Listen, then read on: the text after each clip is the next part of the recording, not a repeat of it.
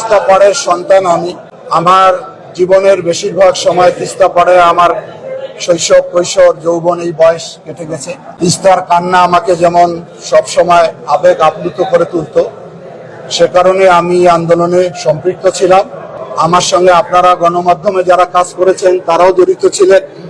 এই রংপুরের 2 কোটি মানুষের যে আকাঙ্ক্ষা তিস্তাকে ঘিরে, সেটি আমরা সবেমাত্র সরকার গঠন হয়েছে, ইতিমধ্যে পানি সম্পদ মন্ত্রণালয়ের 2 জন মন্ত্রী মহোদয়। আমরা আশা করি, আমি যেহেতু প্রথম সফরে এসেছি, ফিরে যাচ্ছি, আমাদের এই 2 কোটি মানুষের যে দীর্ঘদিনের মনের দাবি, এলাকার মানুষের বাঁচা মারার যে লড়াই ছিল তিস্তাকে ঘিরে, যেহেতু গণতান্ত্রিকভাবে আমরা নির্বাচিত হয়েছি, বিএনপি একটি জনবান্ধব রাজনৈতিক যেমন দল, আমি মনে করি জনবান্ধব সরকারও।